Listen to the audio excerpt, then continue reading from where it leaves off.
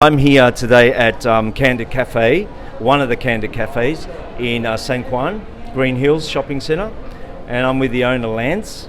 Thank you for your time, Lanz. I'm just going to ask you a few questions. How did you start as a barista? Well, I enjoy the kitchen, so I delve a lot of. I often play around in the kitchen, and there was one time my brother, he lives in Hong Kong, so he asked me, "What should I get our mom?" I told him get her an espresso machine, but secretly I was the one who was gonna play around with it, and then I got addicted because of latte art. Like, I was so frustrated. How do you do those shapes? So I guess that was the rabbit hole for me in my journey to becoming a barista.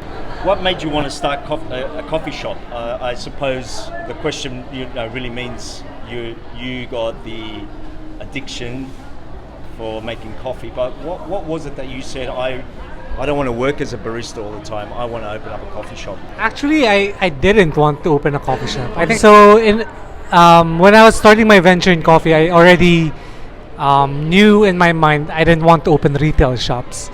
So I started really roasting and wholesale. That was my goal, was to strategically, like, not compete with F&B retail shops, but more supply them. Right. It's more stable, less moving parts. It's just that the pandemic kind of forced me to pivot into direct to consumer. Right, that's right. So it's a boon and a bane. It's a blessing in disguise as well. Like, we didn't realize the potential afterwards of opening these shops.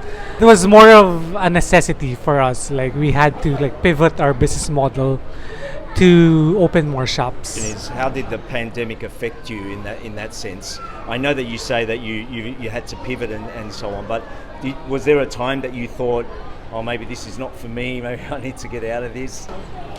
During the pandemic, that was actually pretty good for our business in particular, because again, that's when we realized that we had so much potential in direct to consumer business. So that actually tripled our sales within a few months' time. So I was explaining to investors, like, this has potential to grow, this and that and whatever. Started doing my coffee thing full time. Like, it was like I had to make it succeed. Like, there was no other option. So that was the mindset. Even though in the first 4 or 5 months you weren't making money, but I wasn't thinking of that. I was just thinking, okay, I need to have a proof of concept,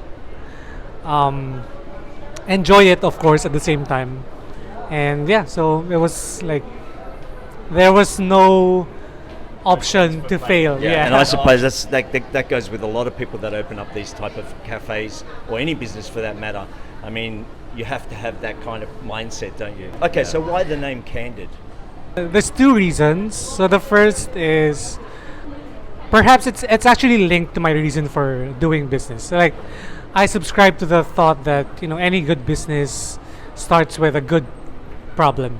In my case, I told you the story that we'd go to the farmers market every Sunday morning, and my parents would look for coffee. I would, just go with them and buy groceries and whatnot. But they would always look for coffee. And a lot of other farmers market goers would look for coffee. So there wasn't any good coffee around.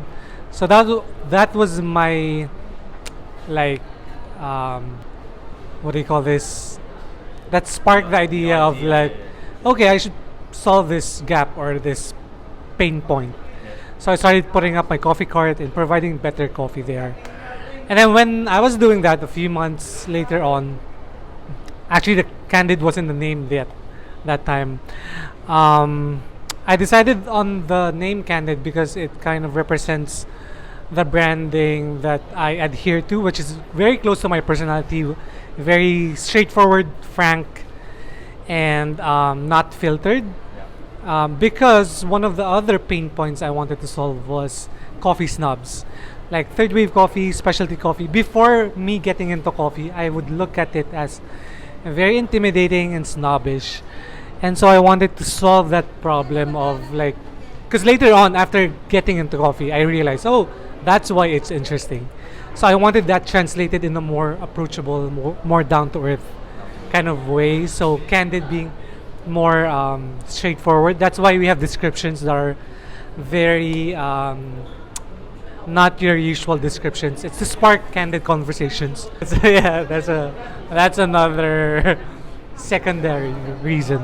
Yeah. Okay, so how do you see the coffee industry here in the Philippines? Do you see the rapid growth? Do you see slowly growing? Do you see now a slow decline? How do you see it? Well, I think after the pandemic, that definitely speeded things up. Like, there's new roasters here in left and right, new green bean traders, new coffee shops left and right, coffee carts as well. Like, when I started my coffee cart, no one was offering that service. Now, like, literally, there's like a new brand every week. So I think it's pretty fast. Like, it's growing quite rapidly. Recently, I was in Thailand and I saw their coffee culture. I think that would be the Philippines probably 5-10 years from now, in that level. So now you own six of these Candid cafes. What is your plan for expansion in the future?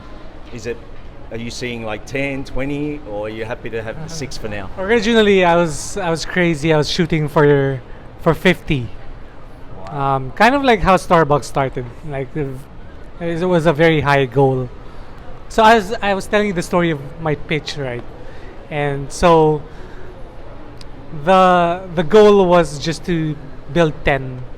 But when I was building them, I said, like, I'm happy with 6. My team is quite exhausted, so I'm having them like kind of chill and relax and like gather up some more bandwidth to do a second expansion. Probably will have maybe 10 within the next 2 to 3 years. But who knows? Like, there's a lot. I've been like loaded with questions on franchising and expansion here and there. But the focus for us this year is really fine tuning our operations, the systems, and so that when we're ready to like step on the pedal, it'll be easier to roll out more branches. So the 6 branches was a steep learning curve since we were bootstrapping. We were doing things on the fly. Like, I'm a coffee guy. I'm not a business guy. So yeah, probably in the next 2 to 3 years, 10 would be a nice number. But yeah, who knows? Okay, so this is a professional question to you from another professional. What do you think makes a very good barista? 2 elements. Number 1 is your technical skills. Obviously, you need to know how to calibrate, pull shots. Bonus if you know how to do the latte art, which took me at least a year or so because I was working with a very crappy home machine. And the knowledge, of course. No. The second thing, which I think specifically here in the Philippines, I observe a lot of, like, there's a big gap in it, is the service. Like, knowing how to communicate, tell stories, engage with customers, even profile them. That's a very hard soft skill to develop. Like, not everyone is naturally with that skill. Yeah. So those 2 things, so your technical skills and your soft skills or your communication skills. So that's one of the things that I think differentiates us from a lot of the coffee shops here in Manila, is that we focus really heavily on the training. I'm sure you've seen it in Makati. Here, my baristas in Green Hills are very good as well in terms of talking. So actually, that's one of the difficulties right now that we have. Is I'm trying to find out a way to replicate it very efficiently. Like, how do I create a curriculum? Because it's hard to, like, the people skills. It's hard. It's hard to learn.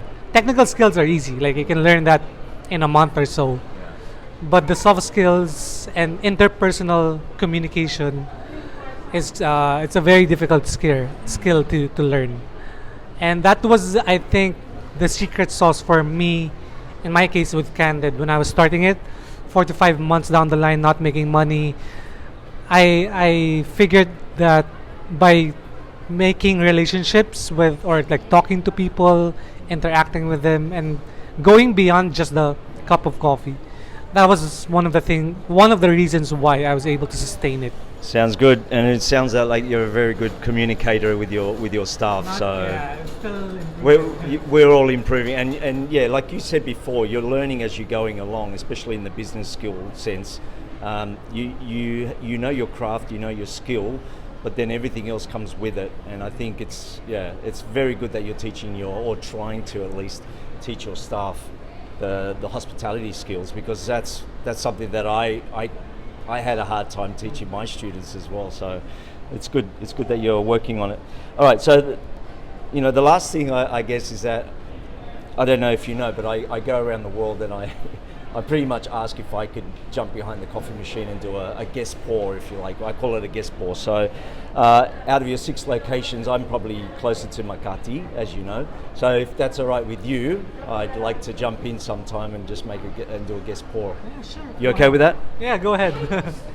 Well, look, I really want to thank you for your time, and you're a busy man. I appreciate it, and I wish you all the best with your business in the long run, and hopefully we can remain friends. Yeah, for a long sounds time. good. Thanks, Lance. Thanks. All right.